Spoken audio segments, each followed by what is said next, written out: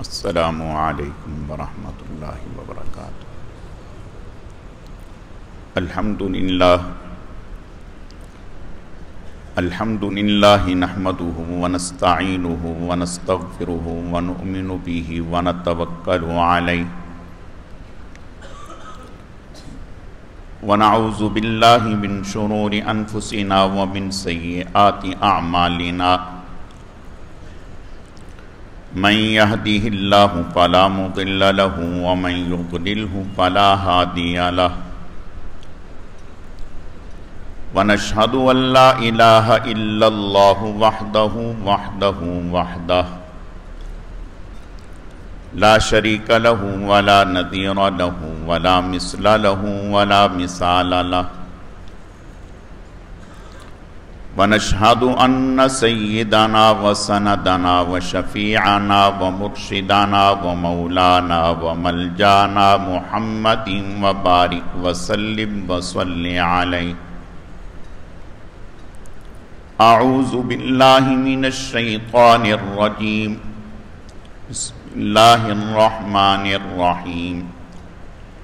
يا أيها الذين آمنوا كتب عليكم الصيام كما كتب على الذين من قبلكم لعلكم تتقون۔ وقال النبي صلى الله عليه وسلم: من قام رمضان إيمانا واحتسابا غفر له ما تقدم من ذنبه۔ صدق الله مولانا العظيم وصدق رسوله النبي الكريم، ونحن على ذلك لمن الشاهدين والشاكرين، والحمد لله رب العالمين۔ اللهم صل على روضة محمد في الرياض، وصل على بلد محمد في البلاد، وصل على قبر محمد في القبور، وصل على جسد محمد في الأجساد، وصل على روح محمد في الأرواح۔ گرامی قدر معزز حاضرین، میرے واجب الاحترام بزرگوں اور عزیز نوجوان ساتھیوں، میں نے آپ کے سامنے قرآن مجید فرقان حمید میں سے ایک آیت کریمہ اور جناب رسول اللہ صلی اللہ علیہ وسلم کا ایک فرمان مبارک تلاوت کیا ہے۔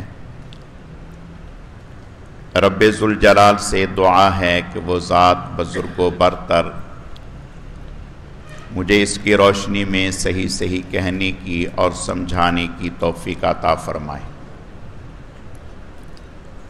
پھر اللہ رب العزت کی ذات اس مختصر وقت میں جو کچھ کہا سنا جائے، اس کہنے سننے کو محض اپنی رضا کے لیے اپنی بارگاہ میں قبول و منظور فرمائے،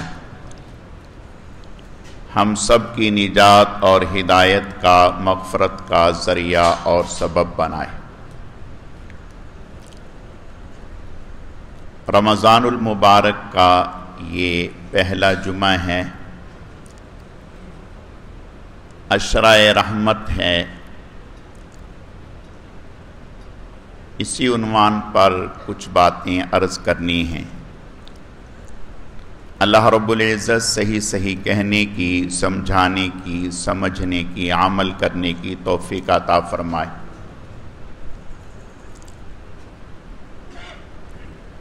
رمضان المبارک کو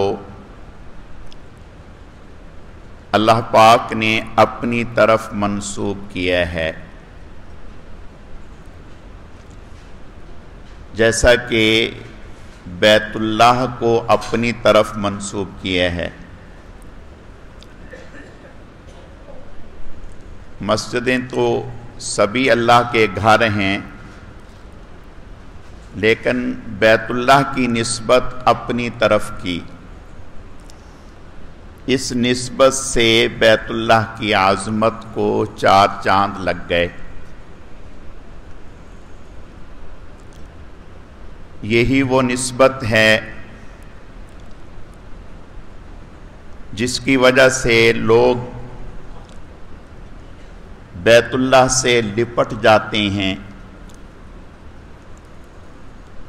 ملتزم پر چمٹ جاتے ہیں، بیت اللہ کے دروازے پر اپنے سینے کو لگاتے ہیں، تو وہ بظاہر دیکھنے میں تو یوں لگتا ہے کہ بیت اللہ کی در و دیوار سے چمٹے ہوئے ہیں، حقیقت میں وہ تجلیات الہیہ سے چمٹے ہوئے ہوتے ہیں جو اللہ تعالیٰ کی بیت اللہ پر پڑتی ہیں۔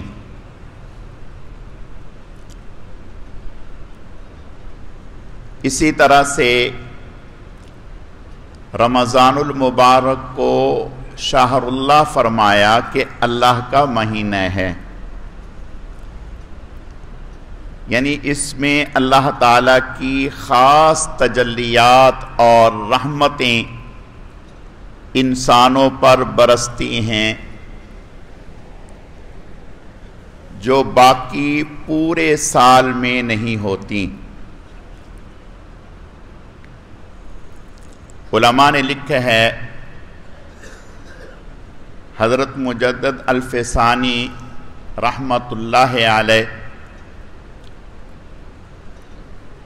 حضرت نے لکھا ہے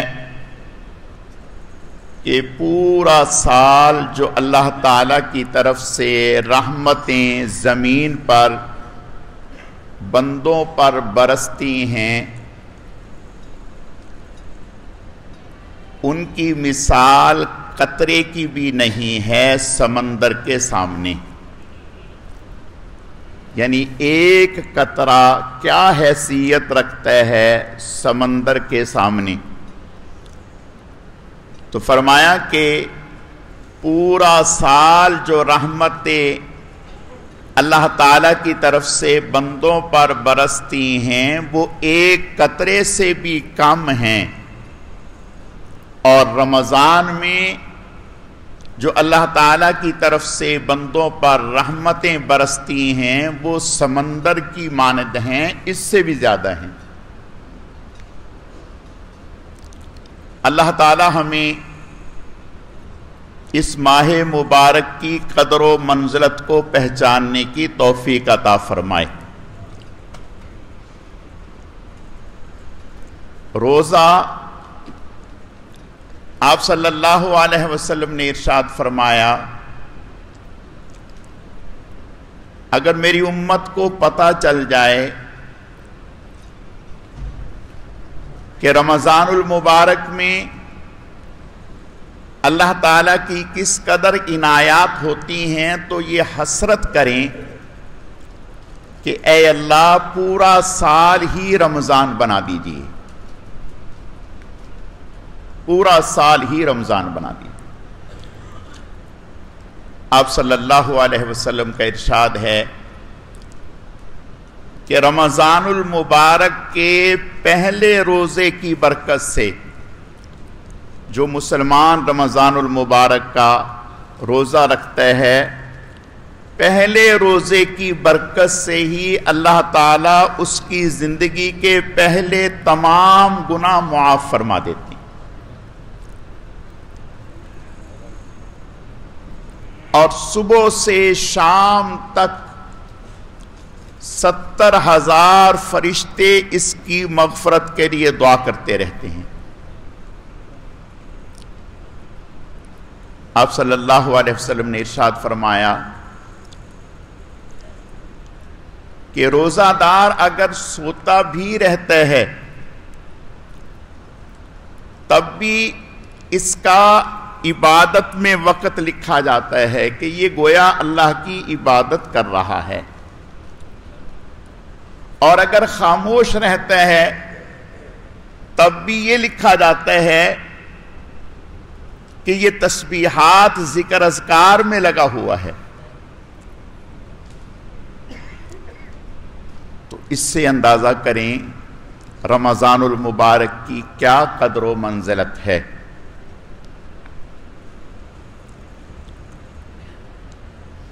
عرب کے ایک عالم مولانا عبد الرحمن صفوری رحمت اللہ علیہ کئی صدی پہلے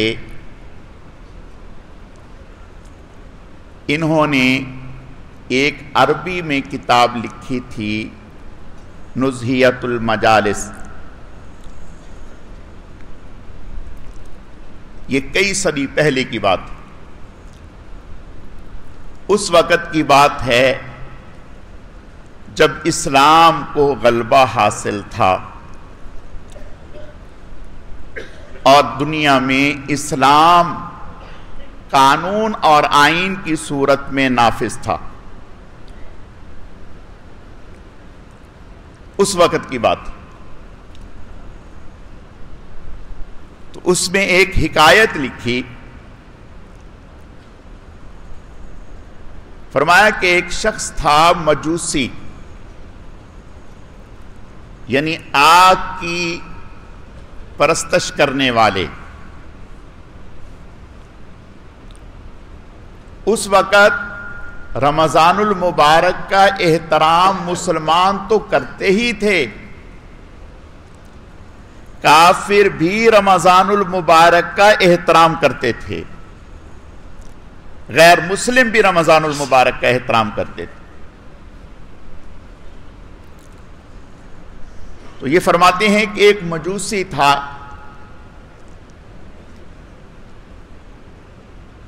رمضان المبارک کے مہینے میں اس کا بیٹا کھلے عام کھا پی رہا تھا.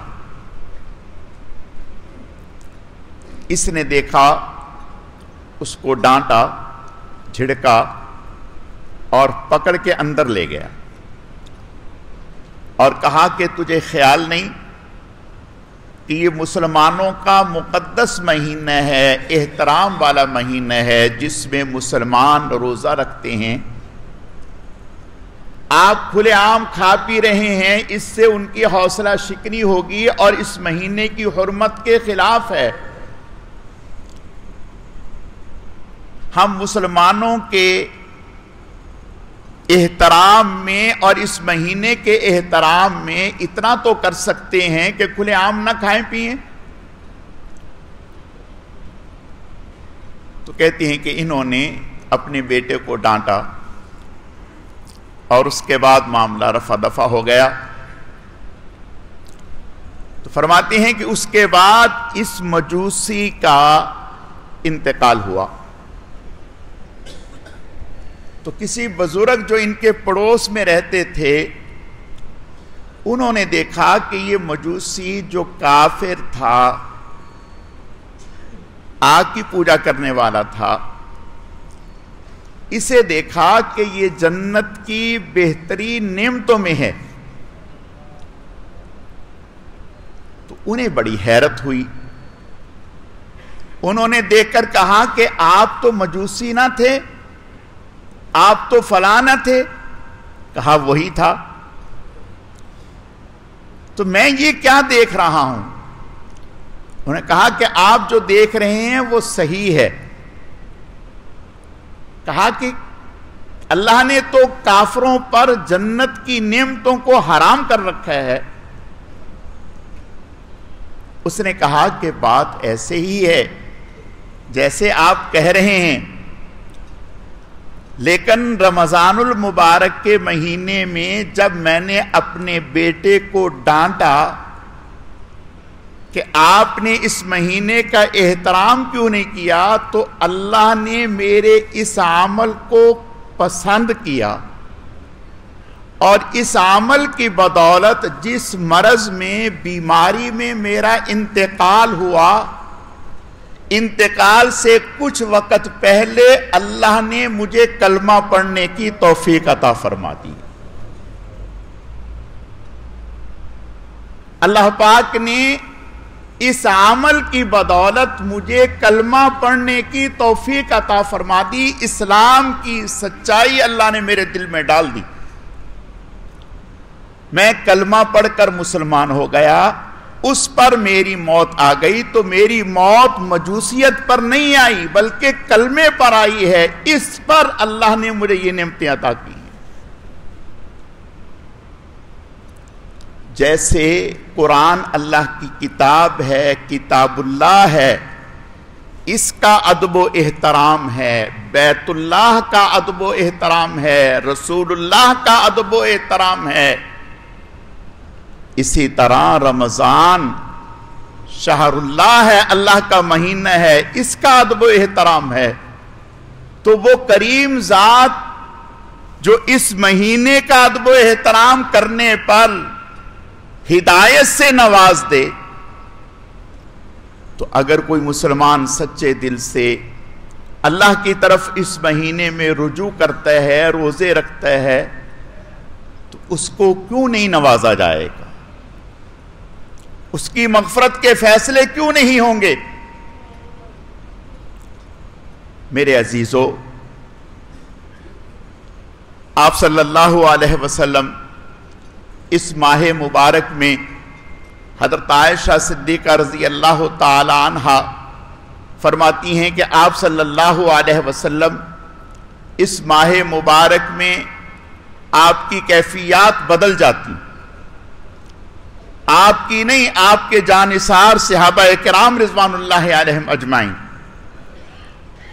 گرمی کا سفر ہے، سختی کا سفر ہے، سایہ حاصل کرنے کے لیے کچھ نہیں۔ وہ خوش نصیب لوگ ہیں جن کے پاس دھوپ کی شدت سے بچنے کے لیے صرف چادر ہے، ورنہ اکثر صحابہ کرام وہ تھے جو دھوپ کی شدت سے اپنا ہاتھ سائے کے لیے استعمال کرتے تھے۔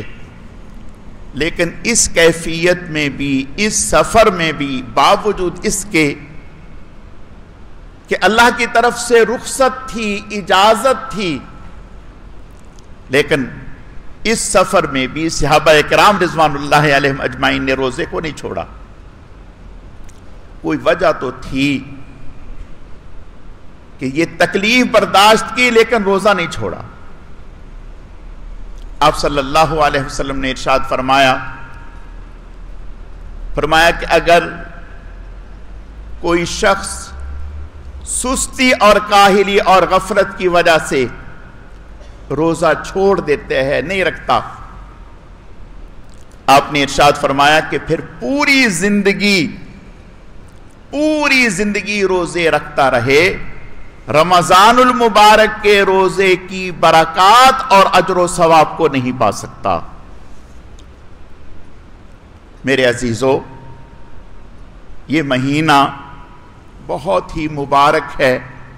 آپ صلی اللہ علیہ وسلم کا ارشاد ہے کہ روزے دار کے منہ کی بھوک کی وجہ سے جو اسمیل پیدا ہوتی ہے، اللہ کے ہاں کستوری اور عنبر سے زیادہ محبوب ہے، اور اس کے لیے مچھلیاں اور ہوا میں پرندے اس کی مغفرت کے لیے دعا کرتے ہیں۔ لیکن آپ صلی اللہ علیہ وسلم نے ارشاد فرمایا کہ اس کا خیال رکھیں کہ روزہ صرف کھانے پینے سے رکنے کا نام نہیں، بلکہ زبان کا بھی روزہ ہے، آنکھ کا بھی روزہ ہے، کان کا بھی روزہ ہے، خیالات کا بھی روزہ ہے، کہ روزے میں اپنی آنکھ پر کنٹرول ہو، زبان پر کنٹرول ہو، کان پر کنٹرول ہو، تو فرمایا پھر یہ روزہ حقیقت میں روزہ کہلائے گا۔ اور اگر خدا نہ خواستہ اللہ ہماری حفاظت فرمائے، آپ نے ارشاد فرمایا کہ بہت سارے روزے دار ایسے ہیں جنہیں بھوک اور پیاس کی مشقت کے علاوہ کچھ حاصل نہیں ہوتا، گویا ان کا دیکھنے میں روزہ تو ہے لیکن روزے کی برکات سے محروم ہیں۔ آپ صلی اللہ علیہ وسلم کے سامنے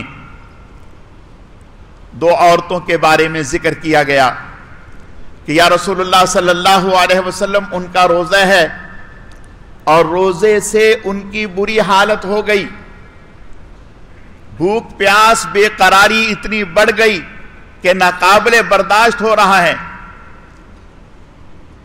آپ نے فرمایا کہ ان کی طرف کوئی برتن بھیجیں، اور فرمایا کہ ان سے قہ کریں۔ برتن بھیجا گیا، قہ کی،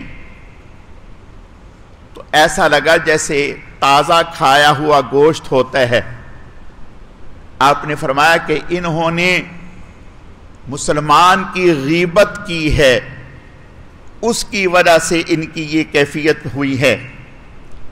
تو پتہ چلا کہ جب روزے میں جائز چیز کھانا پینا جائز ہے، جب جائز اور حلال چیز اللہ تعالیٰ کی طرف سے روزے میں منع ہے، تو پھر حرام سے بچنا تو بطریق اولا ضروری ہے۔ اور میرے عزیزو یاد رکھو، آپ صلی اللہ علیہ وسلم کا ارشاد ہے، فرمایا الصوم لی وانا اجزی بہ، روزہ میرے لیے ہے اور میں ہی اس کا بدلہ دوں گا۔ یاد رکھیں، بدلہ تو تمام عبادات کا اللہ ہی دیں گے، لیکن حدیث شریف میں آتا ہے باقی جتنی بھی عبادات ہیں ان کے بدل میں اور ان کے لیے ضابطہ یہ ہے کہ 10 گنا سے لے کر 700 گنا تک اجر و ثواب دیا جاتا ہے۔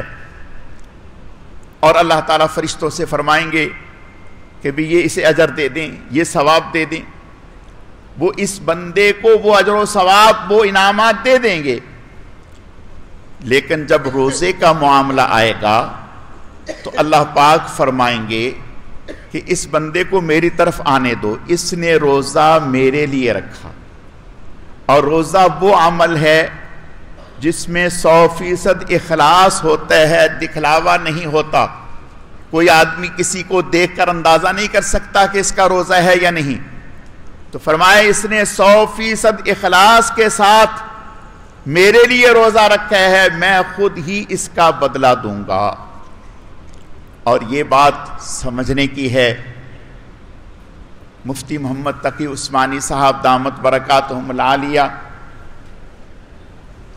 حضرت فرماتے کہ ہم بڑے بڑے شادی ہو گئی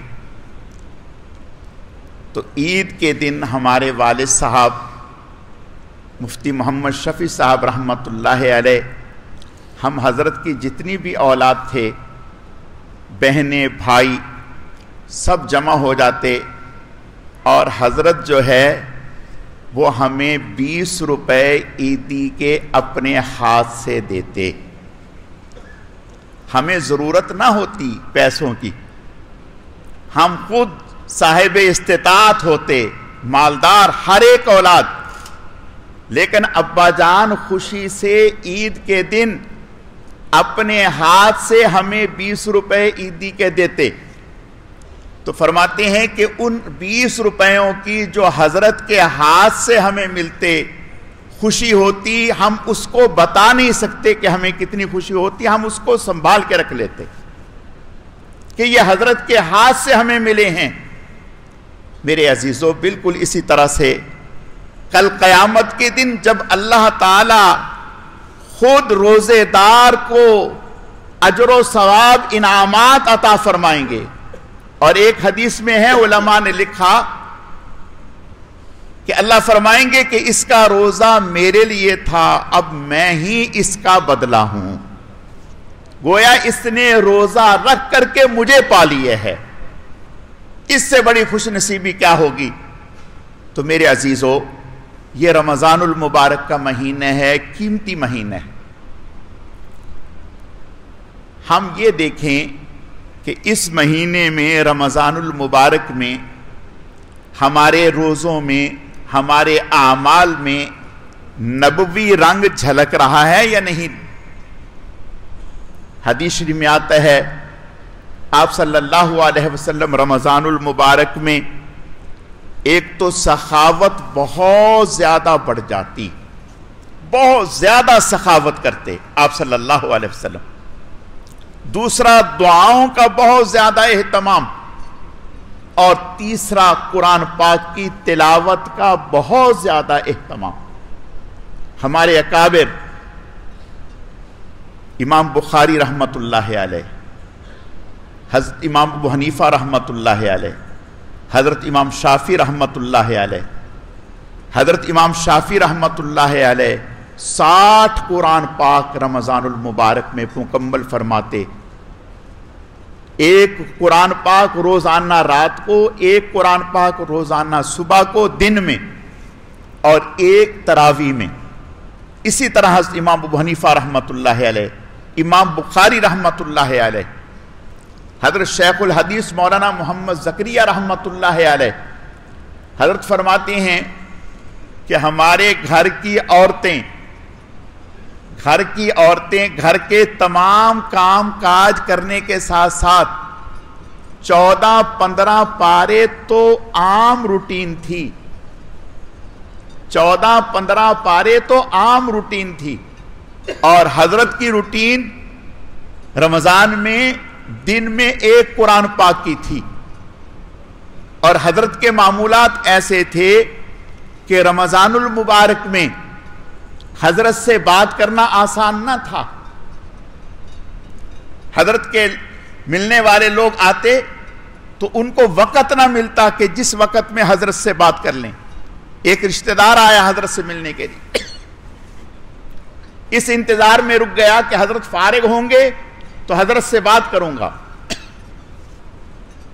دیکھتا رہا، کبھی نماز پڑھ رہے ہیں، کبھی نفل پڑھ رہے ہیں، کبھی تلاوت کر رہے ہیں، کبھی صلاۃ و تسبیح پڑھ رہے ہیں. 24 گھنٹے اسی طرح دیکھتے دیکھتے گزر گئے، اور حضرت مہینے بھر کا اعتکاف فرماتے. جب 24 گھنٹے گزر گئے، ایک دن رات گزر گیا، تو اگلے دن حضرت کے قریب آیا اور دور سے کھڑے ہو کر حضرت کو دیکھ کر کے کہا کہ زکریا، رمضان تو ہمارے ہاں بھی آوے لیکن بخار بن کر نہ آوے. آپ پر رمضان کے آیا اور بخار رمضان کا آ گیا. ایسے معمولات تھے. میرے پیارو، حدیث شریف میں آتا ہے، آپ صلی اللہ علیہ وسلم کا ارشاد ہے، وہ فرشتے جو مقربین ہیں، اللہ کے عرش کو اٹھائے ہوئے ہیں، اللہ ان سے فرماتے ہیں اب یہ کام چھوڑ دو، روزے دار کی دعا پر آمین آمین کہو، اور گواہ رہو کہ جو اس نے مانگا ہم نے وہ دے دیا. افطار کے وقت جو بھی دعا کی جائے اللہ قبول فرماتے ہیں. اور رمضان میں دعا کا حکم ہے، اللہ کا وعدہ ہے کہ رات دن میں ایک دعا ضرور قبول ہوتی ہے. لاکھوں انسانوں کی رات میں اور دن میں مغفرت کے فیصلے ہوتے ہیں. تو اس لیے میرے پیارو، ایک تو یہ طے کرو کہ ہم نے رمضان میں کتنے قرآن پاک ختم کرنے ہیں. کم از کم 7 قرآن پاک تو جو عام لوگ ہیں وہ ارادہ فرمائیں. دیکھو، ارادہ کرنے میں کیا جاتا ہے، مفت کی نیکی ہے. ہم ارادہ کریں کہ ہم انشاءاللہ 7 قرآن پاک پورے رمضان میں پڑھیں گے. اور جو حافظ ہیں وہ کم از کم درجہ یہ ہے کہ 10 قرآن پاک کی نیت فرمائیں کہ انشاءاللہ ہم 10 قرآن پاک پڑھیں گے. اور اس سے اگلی نیت یہ ہے کہ 15 قرآن پاک. میں اپنی مسجد کے کچھ نمازیوں کو جانتا ہوں. کچھ نمازی ہماری مسجد میں ایسے بھی تھے جو انتقال فرما گئے، اللہ ان کی مغفرت فرمائے. حافظ نہیں تھے، غیر حافظ تھے، لیکن 15 سے 20 پارے یومیہ رمضان میں ان کی ترتیب تھی. تو پتہ چلا اگر آدمی کوشش کرے تو کر سکتا ہے. ایک تو اس بات کی نیت فرمائیں کہ انشاءاللہ ہم تلاوت کثرت سے کریں گے، اور دوسرا حضور نے ارشاد فرمایا 4 کام زیادہ کرو، اٹھتے بیٹھتے چلتے پھرتے لا الہ الا اللہ، لا الہ الا اللہ، اور استغفار، اللہ تعالیٰ سے معافی مغفرت طلب کرنا. اور تیسری چیز فرمایا جنت کا سوال. ہر وقت جب موقع ملے، جماعت میں 5 منٹ باقی ہیں، فوراً ہاتھ اٹھا لیں. دیکھو، کبھی دیکھا ہے مسجد کے دروازے پہ بھیک مانگنے والا جو دنیا کی بھیک مانگ رہا ہے، ایک بچہ یا مرد یا عورت وہ کس طرح سے آپ کے ساتھ لپٹ جاتے ہیں، چمٹ جاتے ہیں کہ حاجی صاحب کچھ نہ کچھ تو دے دو. یہاں تک کہ آپ کے ساتھ چلتے چلتے آدھا راستہ طے کر لیتے ہیں. اس سے ہمیں سیکھنا چاہیے، اللہ تعالیٰ سے اس طرح سے لپٹ کر مانگیں. اے اللہ آپ کے علاوہ کوئی ہے ہی نہیں، بس آپ ہی دینے والے ہیں. افطار کے وقت 10 منٹ تک دعا کا اہتمام بنائیں کہ دعا 10 منٹ دعا کرنی ہے. بھئی ہمیں تو لمبی دعا نہیں آتی، اتنی تو آتی ہے، اے اللہ معاف کر دے، اے اللہ معاف کر دے، اے اللہ معاف کر دے، اتنا تو آتا ہے، اے اللہ معاف کر دے. اگر معافی مل گئی دنیا کے کام بھی بن جائیں گے، آخرت کے کام بھی بن جائیں گے. اللہ رب العزت سمجھنے کی، عمل کرنے کے توفیق عطا فرمائے.